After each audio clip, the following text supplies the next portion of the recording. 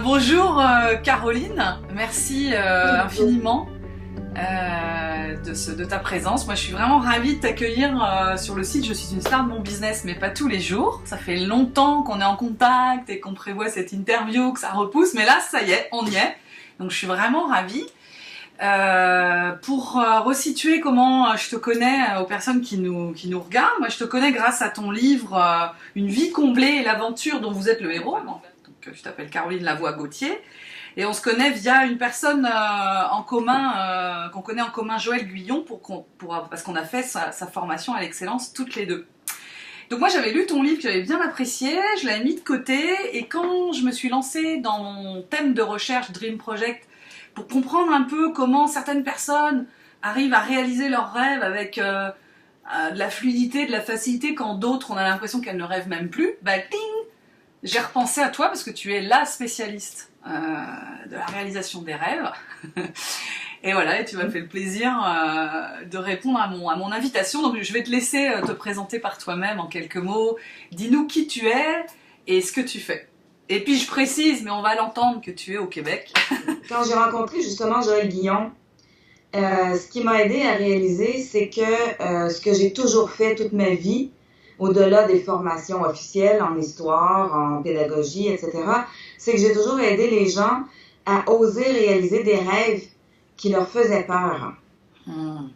C'est pas des petits rêves, c'est des gros rêves. Et puis forcément, pour réaliser des rêves, il faut se confronter à nos peurs.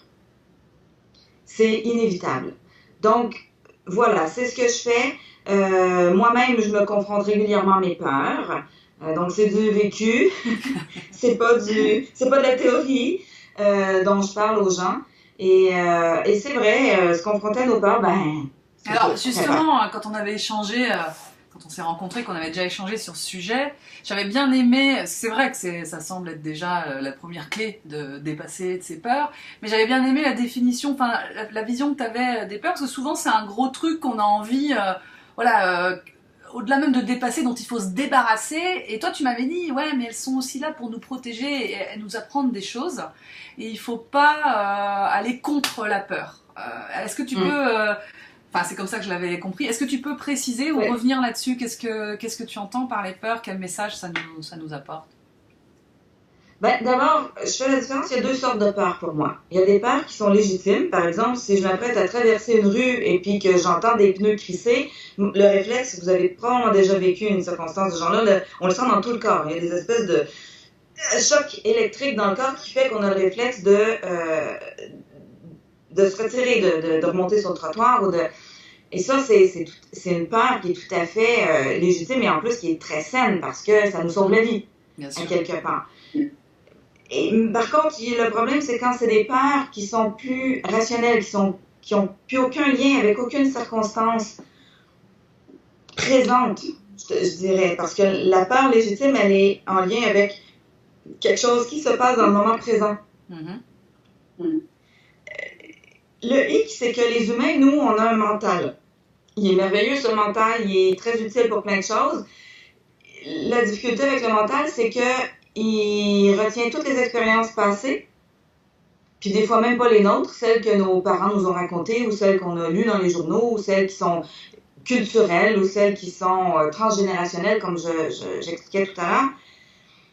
Et donc, il se met à avoir peur d'avoir peur. Il se met à avoir peur de reproduire des trucs du passé qui ont été dangereuses et si jamais ça revenait un jour. Et c'est là qu'on a des peurs qui sont paralysantes puis qui nous bloquent et qui nous empêchent d'aller de l'avant puis de réaliser les choses auxquelles on aspire. Des fois, j'aime bien utiliser ce terme-là plutôt que les rêves parce que rêve, ça fait un peu... ça fait un peu rêveur, ça fait un peu en dehors de la réalité. Mais moi, ce dont je parle, c'est les choses auxquelles notre être profond aspire. Et j'aime bien parler de cette infirmière australienne qui s'appelle Bronnie Ware et qui a écrit un livre sur les 5 plus grands regrets des personnes en fin de vie, sur leur lit de mort. Et le regret le plus fréquent, le numéro 1, c'est de ne pas avoir vécu la vie dont j'avais vraiment envie, d'avoir vécu la vie que les autres voulaient pour moi. Et ça, pour moi, c'est un drame de finir sa vie avec ce regret-là. Et donc, ces choses-là auxquelles on aspire et où on n'ose pas aller, souvent, justement à cause des peurs et qui nous appartiennent pas tout le temps, donc les peurs des autres. Donc, on fait les choses, les gens, ah ben non, on va pas là, c'est trop dangereux. Non, on fait pas ce métier-là parce qu'il n'y a pas de débouché, parce que c'est pas un vrai métier, parce que tu gagneras jamais bien ta vie avec ça, parce que les artistes, je suis la première à avoir vécu ça. Moi, j'ai des talents d'artiste. Depuis que je suis toute petite, j'ai appris à dessiner à l'âge de 4 ans, j'ai appris à peindre à l'âge de 7 ans. Mais, quand je disais, moi, je veux être une artiste quand je vais être plus grande, la première réflexion que la majorité des adultes me disaient, c'est « Ah ben, les artistes, ils commencent à faire de l'argent après qu'ils sont morts. » Comme c'est inspirant. C'est sûr. Alors, étonnamment, mes parents avaient pas du tout cette vision-là. J'ai été très encouragée par mes parents, mais comme c'était les deux seuls adultes qui m'encourageaient, que à l'école, les professeurs, que les amis, les parents de mes amis, les oncles et les tantes et les voisins, et tout le monde me disait, ben, les artistes font de l'argent quand ils sont morts, ça m'a bloqué, ça m'a paralysée. La peur de crever de faim si je suis mes aspirations d'artiste. Et honnêtement, j'y suis encore, mais cette peur-là, et donc là j'en viens à la réponse à ta question, Cécile, ça nous dit quelque chose d'important, parce que ce qui se passe quand on essaie de faire taire nos peurs en disant, les peurs, vous m'emmerdez, vous me cassez les pieds, j'ai pas envie de vous écouter, j'y vais quand même, ça va hurler encore plus fort. Et ce que ça fait, c'est que ça va nous mettre des bâtons dans les roues. C'est pas du tout la bonne stratégie. Je l'ai essayé, je me suis cassé la figure. J'ai vu des gens l'essayer, se casser la figure. Ce que ça fait, c'est qu'on finit par se bloquer complètement et plus du tout y aller. Oui, puis ce que tu me disais, c'était que souvent à la racine d'une peur, il y a un besoin fondamental qui est souvent lié, tu vas nous expliquer, à la mort. En fait, in fine, c'est toujours plus ou moins la mort, et que l'idée, c'est de comprendre ce besoin pour le nourrir autrement, et voilà, et switcher de la peur, enfin, contourner plutôt que se braquer de la peur. Ben oui, parce qu'en fait, la peur, c'est un réflexe animal, c'est un réflexe de protection et de survie. Bon, on est des animaux, que ça nous plaise ou non, hein, à la base, et justement, la peur du rejet, il y a beaucoup de gens qui ont cette peur-là, du rejet, de l'abandon, de l'exclusion. Et effectivement, si on va dans une direction où c'est mal accepté de notre famille, de nos proches, de la société, c'est cette peur-là qui nous habite le plus souvent. Sans qu'on en ait toujours conscience, en fait, sans qu'on en ait forcément conscience. Oui, effectivement, quand c'est nous, on marine dedans, et souvent, on n'a pas conscience que c'est ça qui est à l'œuvre. Et c'est pour ça qu'il faut demander de l'aide. C'est très rare les gens qui y arrivent tout seuls. C'est vraiment très rare. Et même les plus grands, les gens qu'on admire, c'est des gens, ils ont toujours reçu de l'aide tout au long de leur parcours. Allez voir dans leur histoire, vous allez toujours trouver des alliés, des acolytes, des gens qui les soutiennent du début à la fin. Mais cette peur-là du rejet, de l'abandon, de l'exclusion, si on regarde les animaux, quand ils sont exclus du troupeau, qu'est-ce qui leur arrive? Ils sont les premières proies des prédateurs. Donc, cette peur viscérale de l'exclusion, cette espèce de panique à l'idée d'être rejeté ou d'être incompris, c'est cette peur-là qui est à l'œuvre. Évidemment, il faut la comprendre, mais il faut le savoir et il faut en prendre soin. Effectivement, comme tu as dit tout à l'heure, c'est sûr que si ma peur me hurle aux oreilles, il faut que je comprenne ce qu'elle me dit. Et si j'arrive à comprendre ce qu'elle me dit et à combler son besoin fondamental, par exemple, quelqu'un qui a peur du rejet, parce que la famille dit « Ouais, c'est n'importe quoi ce que tu fais. » Bon, je donne un exemple comme ça. Si on arrive à trouver une autre communauté, j'appelle ça une famille de cœur, une communauté de gens qui sont à 100% derrière nous, qui ont les mêmes visions, les mêmes rêves, et puis avec qui on se sent soutenu, ça peut être une chose qui va combler notre besoin. Je donne que cet exemple-là, mais ça peut être n'importe quoi. Il faut pas me prendre au pied de la lettre, là. C'est vraiment juste un exemple. On peut les combler de plein de façons, les besoins, et il faut être vraiment créatif aussi pour ça. Pour lâcher n'importe quelle peur, que ce soit la peur mais la peur du rejet, derrière ça, c'est la peur d'en mourir, de plus exister. Mais n'importe quelle peur, l'insécurité. Il y a beaucoup de gens qui font pas ce dont ils rêvent par pure insécurité matérielle, c'est-à-dire si je lâche mon gagne-pain, je vais mourir de faim. Et puis, pour certaines personnes, c'est pas tout à fait réel parce que ils ont un bon coussin, parce qu'ils ont un compagnon ou une compagne qui gagne bien sa vie, qui peut assurer pendant quelques mois ou un an ou deux.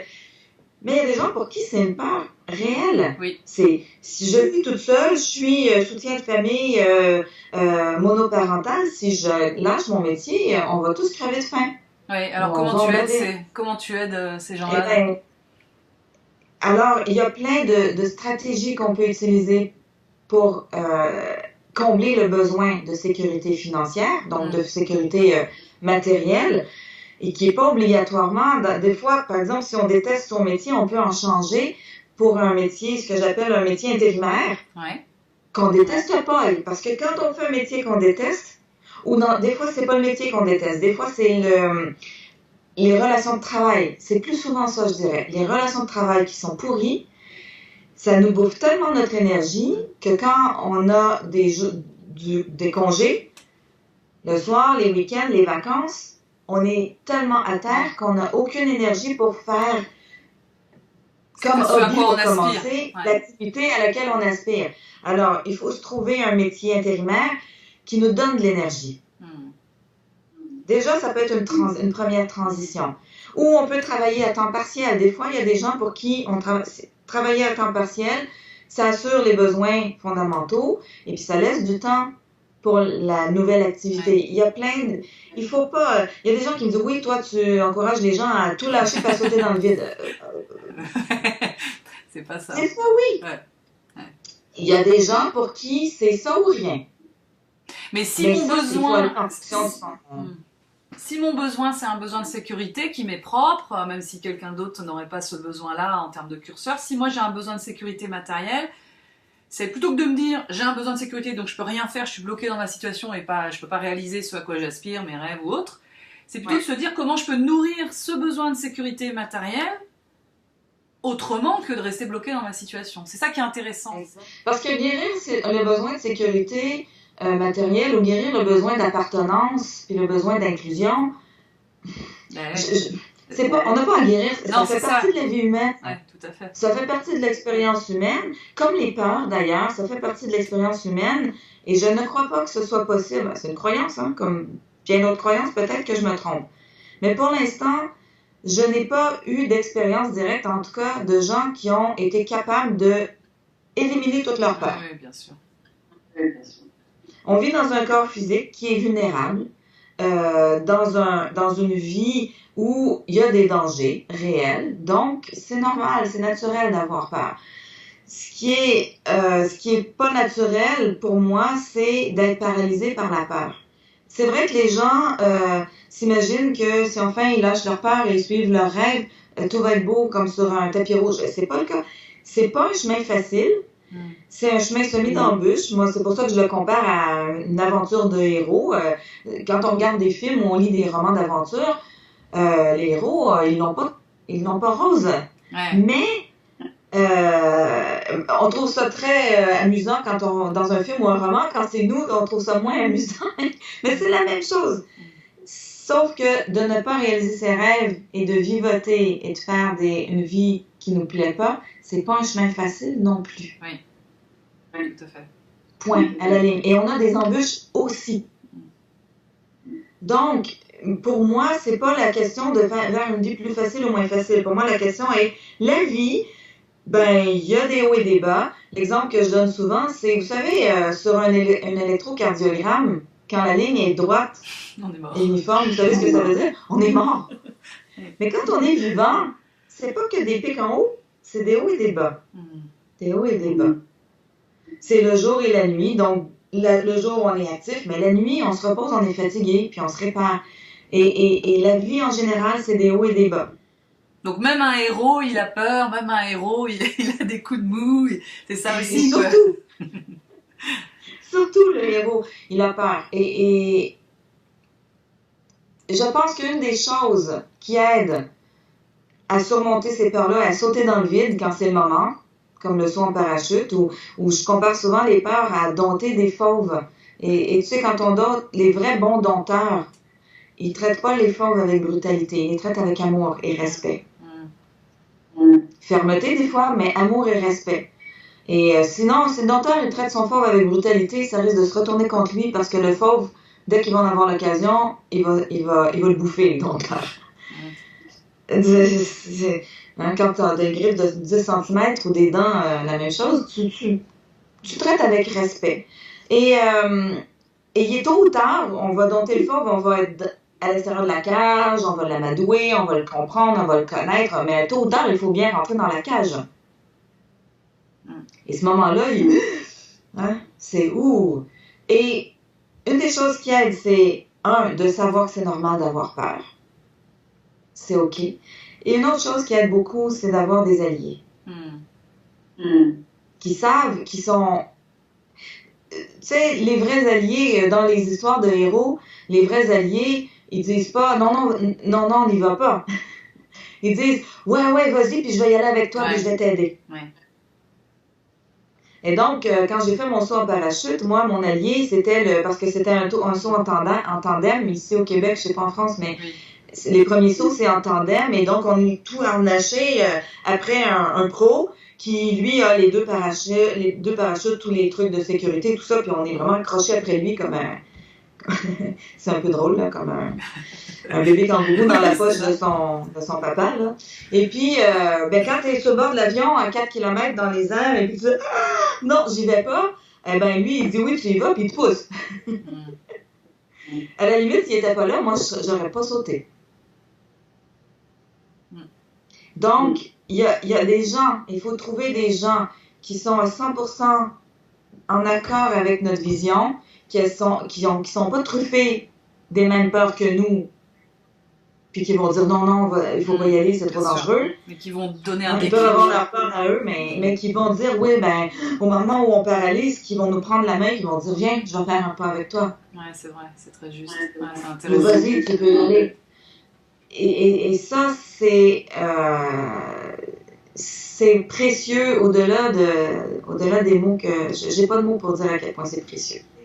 Mais ce qui est important pour moi, c'est si je mourais demain, j'aurais la satisfaction d'avoir nourri les rêves les plus importants pour moi, que ce soit pour en vivre ou non. C'est pas important. Si on peut mettre à côté du mot rêve, la créativité, voilà, cette part de soi créative, finalement, parce que j'ai l'impression que tous les rêves appellent à ça. Passer à l'action, ça serait mettre aussi un peu du rationnel au service. C'est-à-dire ne pas non plus rejeter son rationnel, parce qu'on est un peu à l'ère là en ce moment où on veut mettre tout ça de côté, mais le rationnel a aussi du bon pour justement passer à l'action et réaliser les rêves, la créativité, donc le mettre au service de ça, quoi. Il faut passer à l'action pour amener nos rêves dans la réalité, mais les actions sont différentes pour certaines personnes. Par exemple, moi, passer à l'action, c'est beaucoup parler de mon projet. Et je fais ça dans tous mes projets. C'est comme ça que je trouve des gens qui m'aident. Pour moi, c'est une façon de passer à l'action. Il y a des gens, parler de leur projet, c'est du pelletage de nuages. Parce qu'ils ne passent jamais à l'action. Il faut s'observer dans notre mode de fonctionnement aussi. Oui. Et des fois, il faut passer à l'action pour avoir des idées. C'est ça, c'est-à-dire que... Par exemple, c'est l'interaction, c'est pas mon rêve est tout prêt et je passe à l'action, c'est en passant à l'action que, comme tu dis, je vais me confronter à des choses que j'ai pas prévues et je rêve de nouveau ou j'adapte mon rêve. C'est ça qui est intéressant. On regarde tous les films, tous les livres qui font des best-sellers. Ça parle d'histoires comme ça, des gens qui suivent leur cœur, qui suivent leurs aspirations et qui réalisent leurs rêves et qui vont à l'encontre des conventions. C'est ces gens-là qu'on admire. Que ce soit des histoires fictives ou des histoires réelles. Pour moi, c'est un signe que c'est la vraie nature des êtres humains et c'est pour ça que ça nous touche autant. Donc on est chacun un héros de notre vie et capable. Bon, merci pour cet échange super riche et ces apports. Est-ce que tu as une actu ou quelque chose que tu voudrais nous partager ? On mettra l'adresse de ton site internet, des choses. J'imagine que sur ton site, il y a aussi la référence à ton livre, mais qu'on trouve facilement. Oui, tout à fait. Tout à fait. Et le livre est disponible en France. Il y a une distributrice qui est en Bretagne, pardon, et qui, pour les gens qui sont intéressés, qui peuvent l'acheter par la poste. Éventuellement, il va probablement être disponible sur Amazon, mais c'est un peu compliqué. En tout cas, pour l'instant, je ne sais pas si ça va être faisable. Mais par commande postale, c'est très facile. Et oui, une actu, en fait, parce que j'ai créé une série de stages sur Domptez vos peurs pour réaliser la vie dont vous rêvez. Parce que c'est souvent ça qui nous bloque. Hein? Des fois, on ne sait même pas que c'est une peur. Ah, si je peux pas, c'est pas possible. Mais derrière, le je peux pas, c'est pas possible, c'est presque toujours une peur. Tout à fait. C'est juste qu'on la sent pas comme une peur. On a bloqué l'émotion parce que c'était trop douloureux, trop difficile à vivre, et puis on l'a transformé en une croyance qui dit, ah non, c'est pas possible. Et donc, je vais refaire 2 stages au mois de juin à Paris. Donc, vous savez les dates. Donc, le stage de module 1, je peux vous les donner, mais c'est disponible sur le site. Donc, 11 et 12 juin, le stage numéro 1, qui est nettoyer le passé. Donc, les traumatismes du passé qui ont fait que nos peurs sont insurmontables. Ouais. Et le module 2 qui a lieu le week-end suivant, 18 et 19 juin, qui est s'ancrer, s'incarner dans le présent. C'est-à-dire que justement, pour arrêter d'avoir peur des trucs du passé qui, tout à coup, ça reviendrait, pour être vraiment dans juste l'instant présent. Et ces 2 ateliers-là, donc ça a lieu en juin, mais on les fait 1 à 2 fois par année en France. Environ la même chose au Québec, au cas où il y aurait des gens qui visionneraient la vidéo au Québec. Donc, avis aux intéressés. Ok, très bien. Toute personne intéressée peut prendre les renseignements et puis t'écrire. Oui. Et moi, je te remercie encore de ce grand plaisir, d'avoir fait ta connaissance et de ces échanges. Je pense qu'on va rester connectés. Et puis voilà, comme tu viens régulièrement en France, pourquoi pas avec plaisir se voir, se rencontrer. En tout cas, merci encore de ta disponibilité et puis à très bientôt. C'est moi qui te remercie, Cécile, pour cette opportunité de pouvoir partager ce qui me tient plus à cœur, puis peut-être inspirer des personnes à réaliser leurs rêves. Je te le souhaite de tout mon cœur. Merci encore. À bientôt. À bientôt. Bye bye.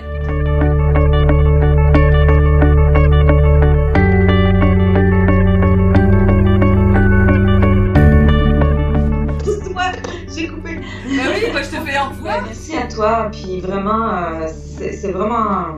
voilà, j'apprécie vraiment beaucoup le contact avec toi, puis merci pour cette entrevue, et puis à suivre. À suivre, merci beaucoup, c'est réciproque. Ouais. Ciao.